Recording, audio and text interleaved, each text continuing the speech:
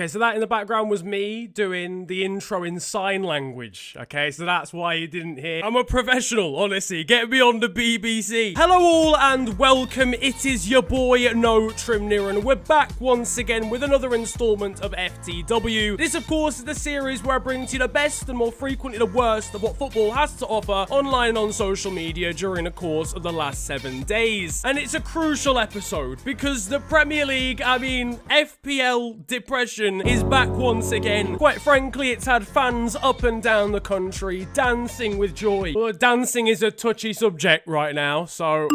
Oh, it's a complaint. Here we go. Here we go already. It's alright, Darren. Just don't mention anything about skin color, okay? Just don't. Alright, cool. Just breathe in. The race for the title began. No, I didn't mean race like that. I meant as in like an actual... You've got to just hear me out on this one. Okay, I didn't mean... But unlike Britain's Got Talent, it was clear skies and not snowflakes over Anfield as Liverpool beat Leeds convincingly 4-3 in the game of the week. Don't listen to the score, okay? We always had this under control. I was never in any sort of doubt whatsoever. We've conceded to Patrick Bamford in the Premier League whilst playing for Man-Bun United Football Club. Honestly, the consistent level of trims on show in this Leeds team. I felt like I was walking through a barber's on the set of Game of Thrones. But it's okay, alright? Again, despite the scoreline, we may have conceded 3 goals, but there were genuine signs we were solid defensively. Yeah, you've confirmed it, Peter, that the assistants are going away.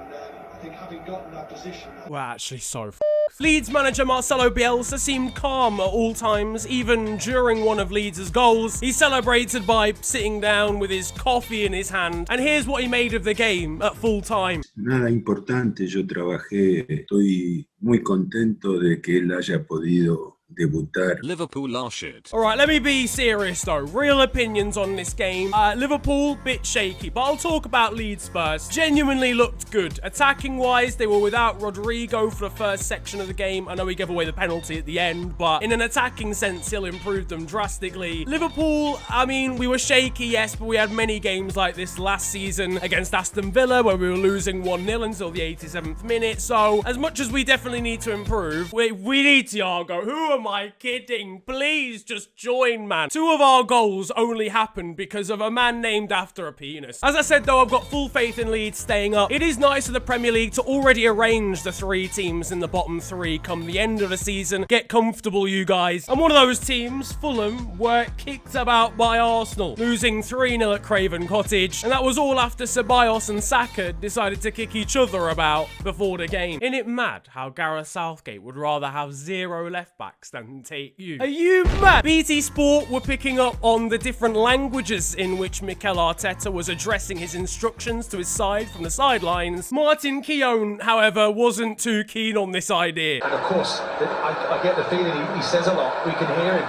He hasn't stopped. And by the way, in 4 or 5 different languages. That would worry me because I'd like to hear some of it in English if I was an English player, and of course. Meanwhile, centre-back Rob Holding decided to randomly turn into Thierry Henry during the game. Yeah, nah, mate, not sure about all those foreign fancy flicks that he's bringing out. It wasn't so good, however, elsewhere in North London, as Spurs were defeated 1-0 by a new-look Everton. Jose Mourinho made his thoughts very evident at half-time.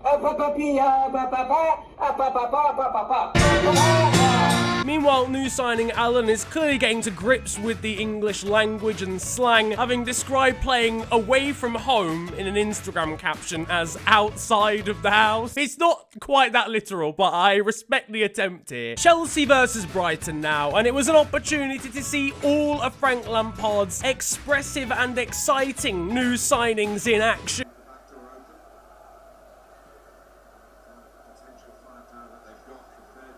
In fairness to him, the linesman on the other side was screaming for that, so he's picked him out. It was a dagger through the hearts of Brighton fans as they were defeated 3-1 in the end by the Blues. But at least it wasn't this dagger that one journalist decided to highlight in an article. Imagine being paid to write about Kepa Arrizabalaga's Pepper Army. But from PP to wee wee, now that was definitely my absolute worst transition ever. As over in France, we had absolute mental rival scenes, where 5 players saw red and a further 13 saw yellow in a game between PSG and Marseille, in a fixture that saw more cards than a Clinton's. Sacré bleu! Now, it all started with Neymar and Marseille defender Alvaro having a spat like with a minute of the game to go, literally in injury time. It then developed into Benedetto of Marseille leading an elbow into Paredes, and after that a full-on brawl took place. Kazawa and Amavi start kicking each other. This picture proved very ironic. I'm not seeing much beautiful here. There's honestly periods of World War II that were more peaceful than this. The crucial part, however, that came to light afterwards was between Neymar and Alvaro,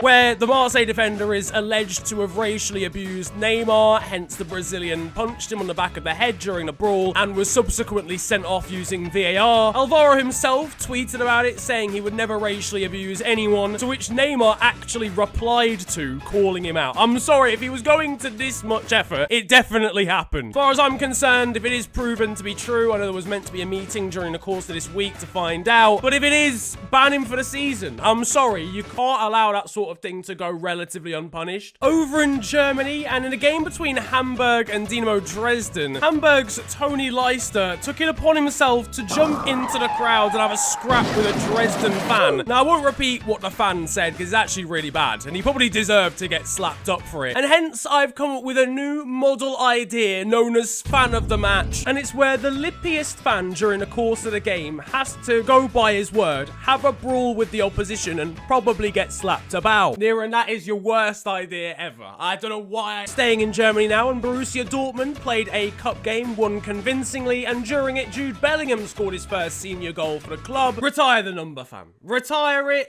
Give the guy a statue. Let him have every lady in Dortmund that he could possibly want. Anyway, closer to home, and Aston Villa midfielder Jack Grealish has signed a new contract to stay with the club. Brilliant news for Villa fans. Might even see a positive impact out on the pitch for the England national team too. And the Twitter account for them made sure to congratulate him. I don't know if Gareth Southgate will be quite as amused. So Gareth, Gaz, you know, I feel like we're on that level, you know. I've interviewed you a couple of times now, so...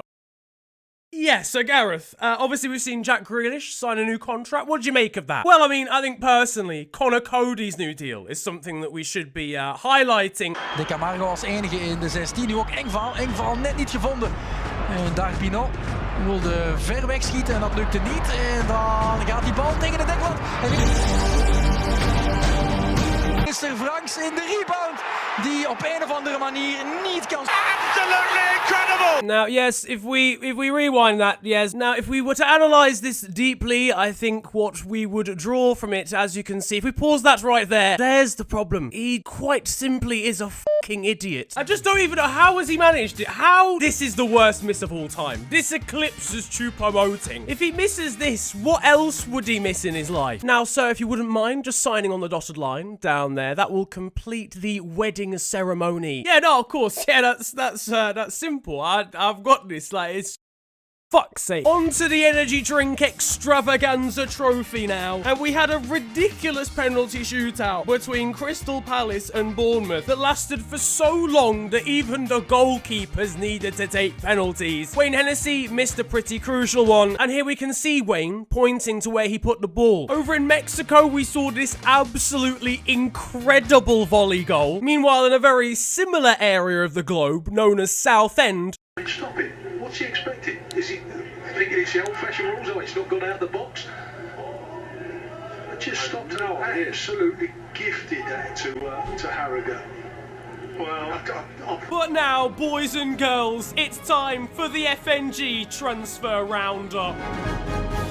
Hello and welcome all, you're tuned in to the FNG Transfer Roundup, the last place to hear the news. We really ought to work on a rebrand for this because our first story is that Tottenham Hotspur are attempting to put together a bid and a deal to sign Gareth Bale. Okay, I know we just joked about this, but how far behind are we? This happened 13 years ago. We can now bring you an exclusive quote from Gareth about former manager Zinedine Zidane. If I'm honest with you, he was extremely bold. Fascinating insight there. Our next story is over at Manchester United, where Jadon Sancho still hasn't signed yet. And finally, moving over to West Bromwich Albion, who have signed Premier League veteran Serbian international Branislav Ivanovic, bringing our attention to the fact that the right back has looked the same since 1994. That is all, though, for the transfer news this week. Now, over in the Netherlands, and there's a player for FC Den Bosch who scored, and his name is Jiz Hornkamp. What in the flying... Listen, I'm sorry, this is impossible. How can you carry a child for 9 months and call them that? Staying with the Dutch theme, and FC Utrecht announced a new youngster signing with this Football Manager themed trailer video. England cricketer Jofra Archer managed to take a break from that sport to nutmeg his captain during a game. They don't call it games, do they? It's a match in cricket, a test of some kind. What are they even testing when you think about it? Over at Crew Alexandra, we've got a novel way of a fan getting around the behind closed doors situation. And over at Italian side Bari, they've announced their new kits for the season. I'm just not seeing enough sponsorship. If you're gonna do it, go all out, for crying out loud. Now though, it is time for Still 0-0, and you guys know the score by now. This is a segment of the show where I bring to you the best of Sunday League and amateur football. And with this one, I can't give you anything, any kind of hint, apart from the fact that it pretty much summarises Sunday League football more than anything else can.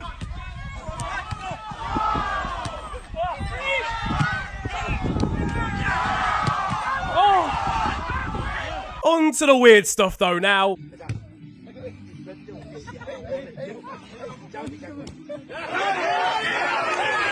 What in the... Why did that happen? Over in Romania, and whilst the player is being stretchered off the pitch due to injury, one of the others on the pitch manages to discover a random mobile phone down on the turf. Now, obviously, this could have been thrown from the crowd, whatever, except it's behind closed doors. There's no crowd. The mystery still hasn't been explained. Over in Russia, and one fan decided he was going to take a piglet with him to a football match. We've got a quite mental statistic in the championship where Rotherham's 1-0 win over Wycombe Wanderers saw the ball actually in play for just 35 minutes and 50 seconds of the 90. You know what? I swear I'm forgetting something. Did I leave the oven on when I left the house? Ref, I'm not gonna lie, I've been waiting to take this throw in for 7 minutes now. Do you mind if we... In the Brazilian 4th division now, and a certain player by the name of Jackie Chan ended up on the score sheet. I'd like to imagine that was probably his first strike of the season. The game was getting played at 4 PM as well. I hope he was able to beat the traffic of rush hour. I'd also just like to stress this wasn't actually Jackie Chan. There must be another man with that name. Whoever's nabbed his name must be some kind of rogue imposter. Oh, come on, that was a good... And finally, we've got another ridiculous story in Romania. There's a rule over in Romania where in your starting 11, you have to play an under 21 player. Now, one of their sides, Arges, doesn't seem to have a player who's worthwhile putting in a starting 11 who is of that age bracket. So their manager for the start of the season has been playing an under 21 from the youth academy and substituting him out after the first minute of the game to get around the rule. What? You'd put that in the law, wouldn't you? Why would you not think of that? But that is going to be it for football this week, and I hope you have enjoyed it. If you have, then feel free to slap a like on the video, and of course subscribe if you are new to the channel. You can also follow me on social media. It is at the official FNG on Twitter and on Insta. But it's been a pleasure ranting at you guys today. Have a wonderful day, enjoy yourselves, and goodbye.